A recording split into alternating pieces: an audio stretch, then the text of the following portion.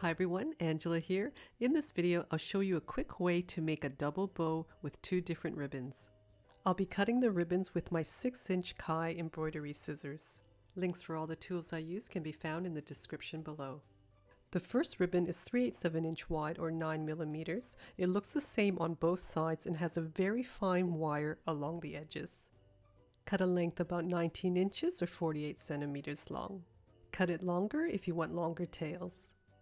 Measure out about 2 inches from one end, make a V with your hand, and then place that onto the center of your middle finger and hold on with your thumb.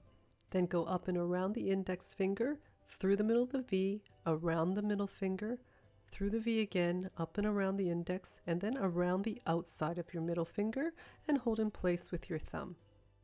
At the bottom of this V opening, thread the end of the ribbon through and then pull it up around the back towards the top of the V.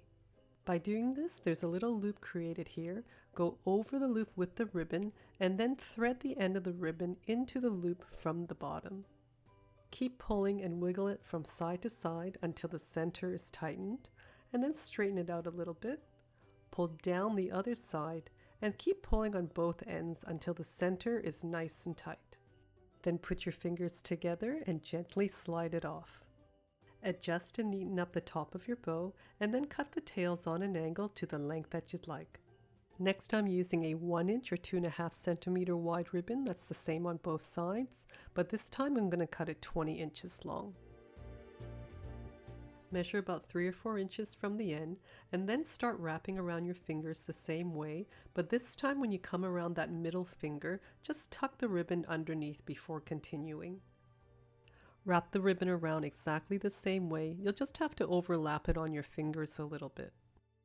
If you're finding this video helpful, make sure to like, share, subscribe, and turn on all notifications, and also leave a comment below.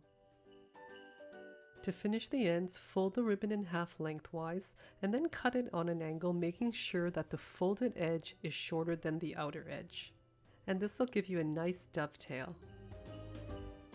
Make sure to check out some of my other videos. You'll even find one about what you can use around the house as a bow maker.